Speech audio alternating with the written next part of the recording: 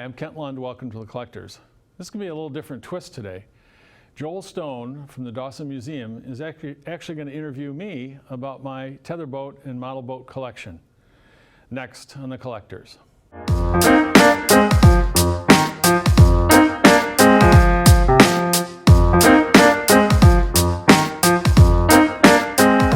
So welcome, Kent, to your own show. I'm so happy to be here. We're going to kind of turn the tables on you here. I like it. As curator with the Detroit Historical Society, I have found that there is somebody who collects just about anything. And tether boats seems to be one of the most fun things I've seen that somebody collects, and that's you. That's good. It's quite a story. Tell us about tether boat racing. Quite a story. Tether boat racing started in the 20s in the UK. And there was a lot of machinists and tool makers there. And at some point, a priest who happened to be a machinist was transferred to a new church in Windsor, Ontario, 1925. When he got here, it took a month to get here, he brought his hobby with him. But when he got here, they notified him that the church was closing and he did not have a job. So because he was a talented machinist and tool maker, like many people here in Detroit at that time, he got a great job working for Chrysler Corporation in Windsor.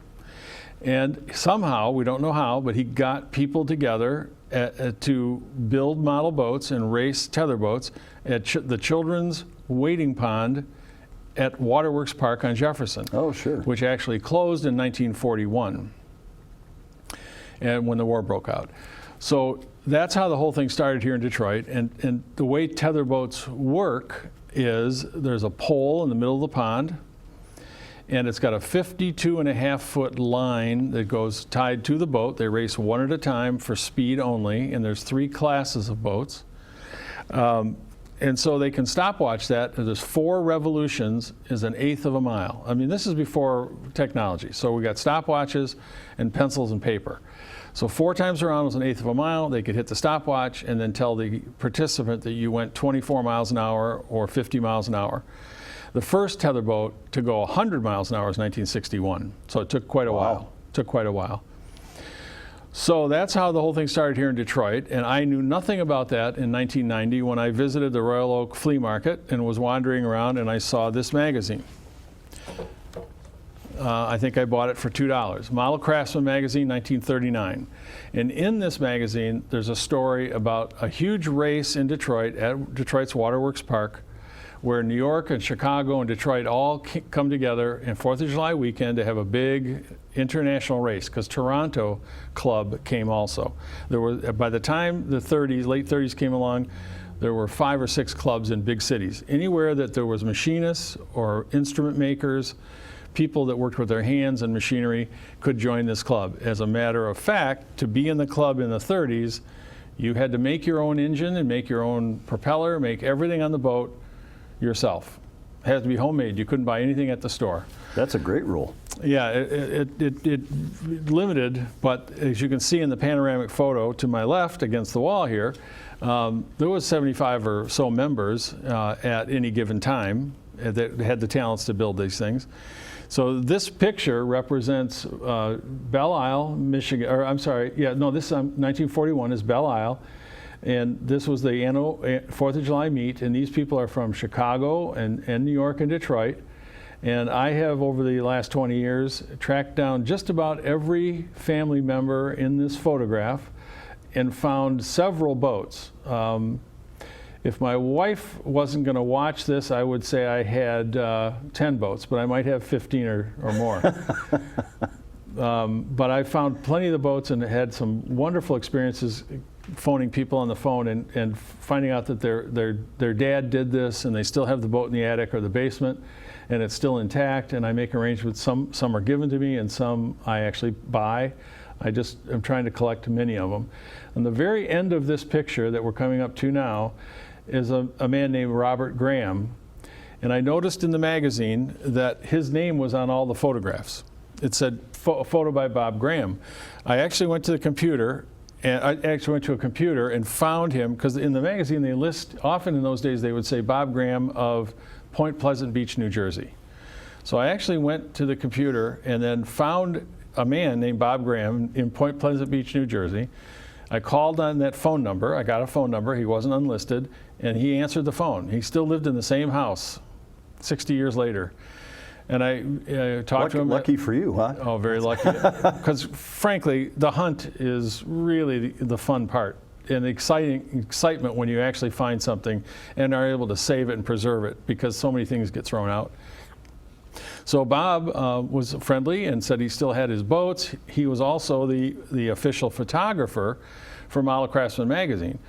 So that was 1990 when I first met him. In 2000, Bob had passed away, and his family called me and said that he wanted me to have his pictures, his negatives, his boats, and so on. And so I really got excited, and my wife and I drove out to his house and picked up everything and brought it back. So that really got me excited about collecting and trying to track down members of the Detroit Model Powerboat Club. That's how it started. So you've really become kind of the historian for this whole as small as it is, yes, I guess I'm the guy who knows more about it than anybody else. And I have actually put some of these racers together that hadn't seen each other in 50 or 60 years. And because I said, I have the boat that you raced against in 1945 or 40, actually the club didn't start up again after the war till 46, and they said, gosh, I raced against him. I haven't seen him since I was in Detroit. And one of the gentlemen actually I thought was interesting said, yeah, we came to Detroit to race from New York. And when somebody gave us a place to sleep in a barn in Grosse Pointe, Michigan.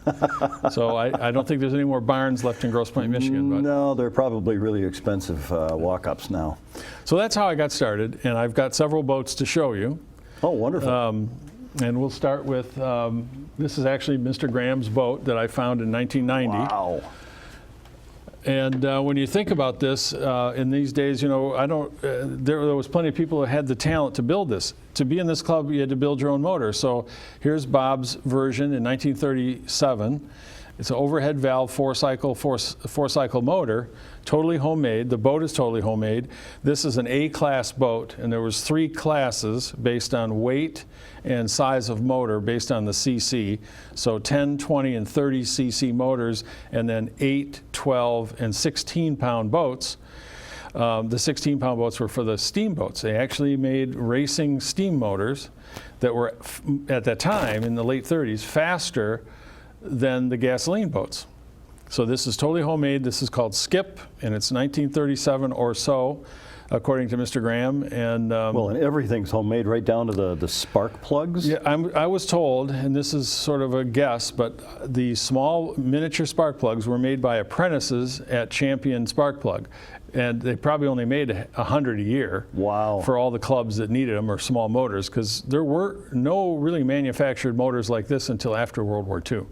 These were pre-World War II. So, and this was at a time also when they felt the propeller, like a real boat, the propeller should be underwater, completely underwater. Oh, sure. Yep. Later on, I'll show you, they actually learned that if the propeller was half in and half out of the water, the boat went faster. And if the motor was not like this is like a motorcycle motor. It's tall, the stroke is long, and it's powerful. Later, a few years later, the motors became very square. And so that made them have real high RPMs. The propeller being half in and half out, the boats jumped double the speed almost overnight. Now, did they do this first in these boats or in the large hydroplanes? I wonder who figured it out Well, there's first. a lot of discussion about that. Some of the guys say Garwood learned from them, and other ones say, well, we learned from Garwood. But I do have pictures of Garwood visiting these guys at Waterworks Park in the 30s. So who knows what he saw I when he wouldn't was be there. surprised. He was an observant guy. Yeah. That's a beautiful boat, too. Handsome boat. Just to give you an idea, this is a picture of what the boats look like going on the pole. So the pole is 50. The line is from the pole. It's 52 feet, and here it is. It's going in a circle, and it's this full blast. It's got a rooster tail, probably doing about 40 miles an hour. Eventually, and I have the boat here. They did 100 miles an hour, but it took a while. But that's what they look like on the move. And then this is here's the club in 1946. And then I've got a boat here, another boat I found. Well, I'm amazed in looking at these boats that the designs are so different. The whole idea on this was you have the weight and the size of the motor. Beyond that, whatever you think goes fast. So it was very creative that way. Yeah, oh yeah. So here's a boat that I had seen and heard about, but I couldn't find the man. His name was Robert Adams. So I went to the phone book, and this time we didn't have a computer necessarily, and the phone book had 100 Robert Adams. And I quit making the calls at about 50, of saying, do you know, have you heard of, what are you talking about, click. But I handed out some cards one time at a modern RC remote control boat race. And sure enough, a couple days later, a guy called me and said, I saw your card. Have you ever met Bob Adams? And I said, no, but you know. To. He said, I had dinner with him last night. So I went to his house, and this was on his coffee table. He had had it all these years in his living room, on the wall of his living room. And it was his pride and joy. And he built this at 19 years old as a graduate from Cass Tech High School.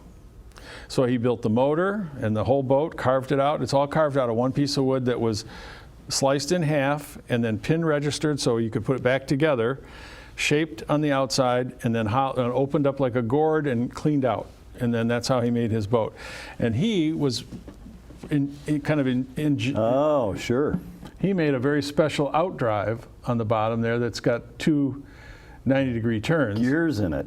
Wow. With gears. Now, unfortunately, it looks good, but it was slow because of all the friction. You've got a lot more. So for speed, you want it straight out the back transom, as straight as can be, and that's how that worked. This is made of sugar pine, which is a common pattern-making wood in the industry. And Bob's family made the covers for the 2 atomic bombs in Hiroshima and Nagasaki here in Detroit secretly. With Chrysler? I believe so. Yeah. Secretly. A story many Detroiters don't know, but that's just a gorgeous piece of wood, beautifully sculpted. Well, the actual designer of this was a man named George Tanner, and George Tanner worked for the Hacker Motorboat Company over in Algonac. And he left Algonac and he left Hacker to work for a company called Streamliner in Gravenhurst, Ontario. And Streamliner was famous for having round chines like this boat is. So he took his design ideas, and he was a friend of Bob Adams. That's how he got to design this. And I have the drawings all on butcher paper. He just rolled out some butcher paper and drew the whole thing for him to make. So pretty nifty. I can see why you say that the search is almost more fun than the find. Yeah. And I still haven't found any relatives of George Tanner, because I would like to find him any relatives, but I've tried everywhere in Canada and here. So that's one of my favorites, by the way. That's gorgeous. And so happy that the family made, and he let me have it. Now this next boat, you know, when you're a collector, some of the fun of being a collector is definitely the find and the hunt. So this boat is really interesting in that the family saw my website, the daughter of the owner of this boat, who is 86 years old. Just a few months ago, she saw my site and called me on the phone and said that she had a boat that was built by a man named Mike Scardi. Mike Scardi is in that panoramic photo. Well, when this young man was 5 years old, Mike Scardi, his neighbor, made this boat for him as his fifth birthday. And I talked to the man. I'll have a picture up there in a second of him at 86 years old. He wanted it to go to a good home. He found out that I was into these boats and to Mike Scardi's craftsmanship. So when I met him, he said, which I thought was very interesting, he said he remembers his parents at 5 years old taking him to the hardware store and buying him a beautiful set of rubber boots. And then they went down to Waterworks Park, and he got to play in the pond, and then Mr. Scardi came over and presented him with this boat for his fifth birthday. And it's a compression boat. Mr. Scardi made a 3-cylinder compression motor, runs on compressed air, and underneath these covers are compressed air tanks. And you just turn the handle and it's on and off. And there's I don't know if they have the picture up there yet or have seen it yet, but I've got a picture of him at 5 years old the day he got this boat. Holding onto his model. Yeah. Wow. Mr. Kern. And thank you, Mr. Kern. Thank you, Mr. Kern. And he was still alive to know that it came to a good home. Oh, yes. He still is today. Yep. So like I say, the fun of all this to me is the hunt and also preserving the history, because so many phone calls I make, they've thrown it out. The family cleared out the house, they've thrown it away, they had no idea what it was or whatever. This is why I always say, as part of this show when I'm collecting, if you make something or collect something, always sign it, put a date on it, let the future owner know who made it so you get some recognition for your craftsmanship. This boat right here is actually on a New York boat. He was famous New York racer who would come here 4th of July. He's in that picture, 1941. But this is 1961. This is the only boat I know that exists of his work, and he made several boats, but nobody knows where they went. Wow. This one I got, I was at a show showing my work or showing my collection, and someone came up to me and said they had this boat, and so I got it from them. This was made in 1961, and this is the first model boat to ever go 100 miles an hour. So that's pretty significant. Now, Mr. Ed Kalfas was his name, and Ed was a engineer at Burroughs Machine back in the day when you pulled a handle and everything lined up to give you 2 + 2 is 4. So there's quite a bit of engineering involved in that. This is a homemade motor, a homemade boat. I don't know the name of it. And just for other fun, he, at the time, flew a canvas-covered Piper Cub, single-engine Piper Cub, and would fly to Detroit from New York with his boats inside the Piper Cub to race on 4th of July weekend. So he was... and what did he do for a living? He was an engineer at Burroughs Machine in Poughkeepsie, New York. Okay. Burroughs based in Detroit, but they had shops all over. Yes, they did. And then New York had a big club because there was a lot of watchmakers and instrument makers like pressure gauges and things like that. So that group of men, it was all men, I'm sorry. It was all men. That group was the members of the New York Model Knights, they were called. Okay. And I have several scrapbooks of the families and the family members, especially at Belle Isle. Belle Isle, they would go picnicking, spend the entire day at Belle Isle, and enjoy the racing and bring lunch and so on. And the whole family participated. And I have, I don't know, 17 or 18 movies of the racing all over the country, which I'm trying to get copied, but they're so brittle, I'm having trouble. I'm having trouble getting them copied. And it's a sad, but it's... That's old film. They disintegrate. This is a really different design. Yes. I think the hydroplane guys would call it a prop rider. Yeah, definitely. There's an example of the prop. The water is the bottom of this, rides right here, and so that prop is half in and half out. And then you'd hold on to it here, being very careful to keep your knuckles away from the prop, because that would hurt. And get it going full speed. Full speed, and this was a 100-mile-an-hour machine. Well, very little would be in the water. There wasn't much friction. Just the 3 sponsons on just those 3 sponsons in the front, or two, one on each side, and then this on the back. So it touched 3 points is the only thing that touched the water. 3 pointers, and that's really what changed the nature of hydroplane racing. So he was way ahead of the game. And this was back in the day when, just like an old lawnmower, you had a knot and a string and a piece of wood on the end, and you'd wrap this on there and pull it, and that to start it. So you had a very basic thing here, but it worked. And yet this machining is a gasoline motor that runs reliably and raceable, homemade at his home, or maybe he did it while he was working. Well, this is something that a lot of young men learned. They learned it in school. They learned it in trade schools. We don't teach that anymore, of course. We don't teach that anymore. And of course, there were the pond models that were the sailboat version, kind of the same thing. Young guys were making model airplanes. Yes, that was a popular hobby before handheld devices came along. Well, there was radio. You went home and you listened to the radio. Sure. You listened to the ball game. But you could do this while you were listening to the Tigers win. So that's absolutely true. And then and the machine that you needed to make this motor was only $29, and you could set it on your kitchen table if your wife would let you, and machine metal and make these things, providing you knew how to do it. Wow. This boat here I bought in Traverse City, Michigan. I had no idea at the time who owned it. But when I bought it, the man told me who he had gotten it from, and I knew it was a Tether boat from Detroit just by the look of it. And it turns out 20 years later, I found, I talked to one son who had sold it to the other man, and then I bought it. And 20 years later, his other son gave me the family scrapbook, and it's a beautiful scrapbook. It covers Belle Isle and Waterworks Park from 1935 probably through 1950. And this is kind of an interesting situation here because It's a water-cooled motor, and the boat is made of balsa wood. In those days, they didn't have fiberglass cloth, so they used women's nylons that they would stretch over the wood, and then fill it with paint, and that gave it some strength. And this boat here, actually, and I've got the certificate, I don't have it here, of his when he won the national race in 1939.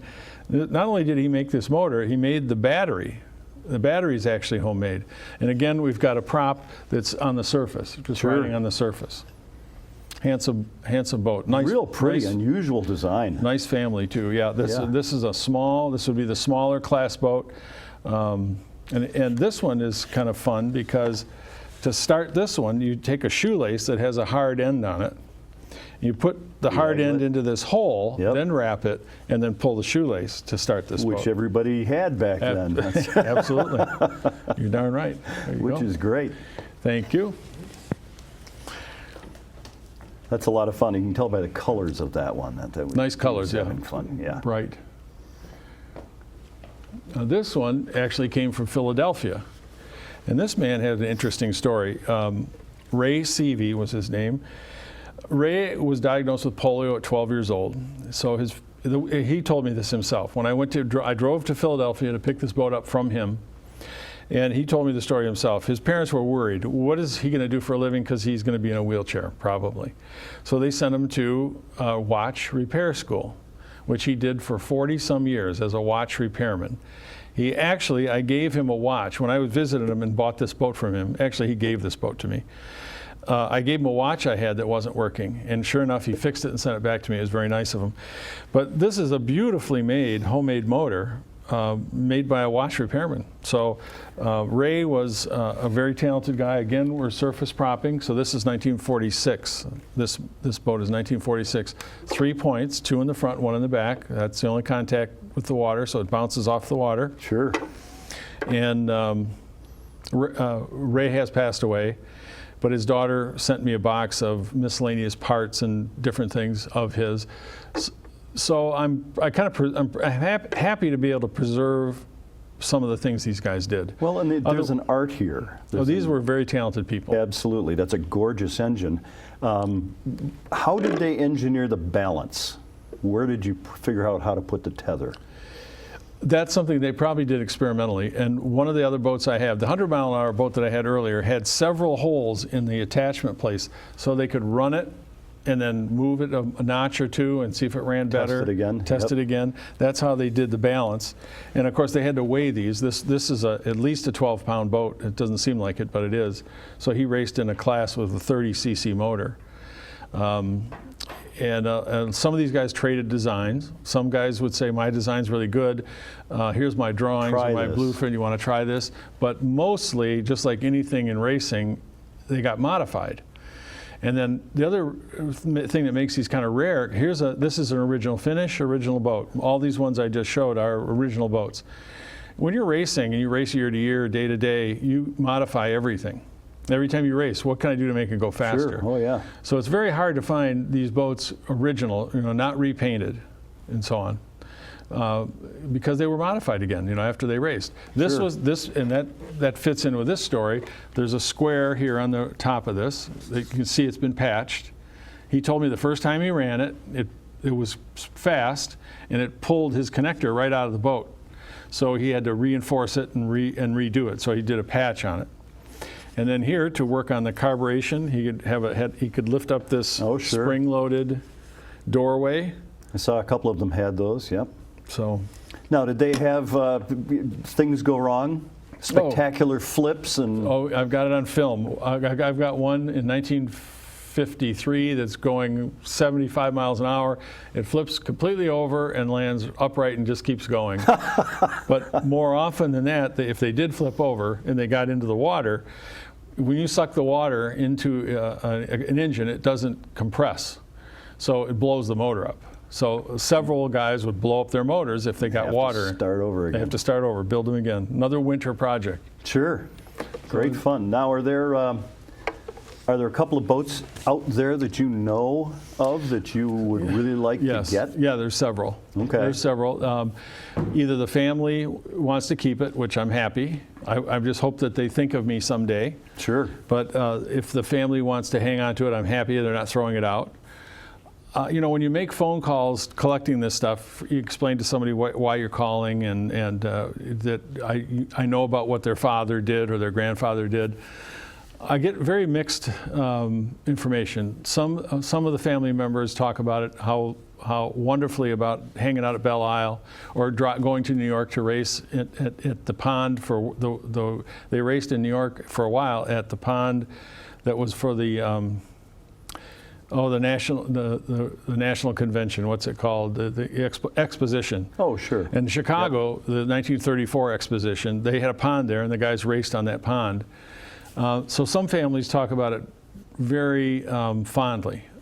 Every once in a while I get somebody who was resentful that their family member, father, spent so much time doing it. He didn't spend any time with me. Dragged him around the country. Dragged him around the country. I have a boat at home that, this is a fun story. The guy, I found him in Dayton, Ohio. He mustered out, in the 30s, he went in the service, made it through World War II and stayed in the service and mustered out in Dayton, Ohio. Well, that's where I found him on telephone. I was looking, he had a very strange last name to spell, so I was able to find his brother, That actually. helps, doesn't it? Yes. Yeah. Oh, yeah. Bob Adams is a hard guy to find in America. So I went down to Dayton, Ohio to see him, and I got his boat, and he was telling me the story that when he built the boat, he and his brother, at their family home in New York, when the parents went out for the evening, they took the cover off the furnace in the basement, got their cauldron to melt aluminum, fired up the furnace and melted the aluminum and poured it into their molds to make the engine. And when the parents got home, they mentioned the house is awfully warm. Well, how come? They didn't want to tell anybody. Well, you know, we melted our aluminum there. Well, we've only got a couple of minutes left. Okay. Is there anybody else out there who's collecting these boats? Or you've got competition? Yes, I do. Okay. And whenever we hear of something, hopefully I hear of it first, because I want to have every boat there is, but I don't get them all. There's a collector in New York. He's got 3 or 4 very special New York boats from the 30s. At one time in New York and in Washington, D.C., they raced in the Lincoln Memorial Reflective Pond. Oh, no kidding. And I have several pictures of them racing at the Lincoln Memorial and movies of them racing at the Lincoln Memorial. At least that's what it says on the can. But it's too brittle, I think, that's what they're telling me, to copy. So I'm not sure how I'm going to do that. Maybe the technology to save that old film will come up someday. Or you may be able to pull a still picture out of it or something Yes, like that. something, But yeah. it does seem with some of the auxiliary pieces you've gotten, the photographs and things like that, that you really have amassed a wonderful collection. It's relatively small. Yes, Easy to assuage the wife. And I find one or two a year, 1 or 2 every couple of years. Very rare. I just found one recently. I've got to figure out. It's so delicate. I don't want to ship it. I might have to drive there to pick it up. Sure. I'm a little nervous. I don't want it to get broken. And yes, it's a small collection that I can fit in the house where my wife allows that, which reminds me of a collector's story. That's a very common story for any collector. 2 men are talking about their collections, and of course the one man says, because this is a common problem with collectors, what are you going to do with that collection someday when you're not using it anymore, or you want to pass it on? And the other man says to him, he said, you know, I just hope that I hope my wife doesn't sell my collection for what I told her I paid for it. Collectors keep that in mind. I'm Joel Stone, and I got to be the guest host today on a wonderful show with the regular host, Kent Lund. Thank you very much. Hey, Joel. Happy to do it, and I'm so happy you were able to ask me about my boats. Thanks. Had a blast. Great. Thanks for watching. Joel, thank you very much. If anybody has any questions about my collection or any of the collections on The Collectors, please contact me at bctvthecollectors@gmail.com. Thank you.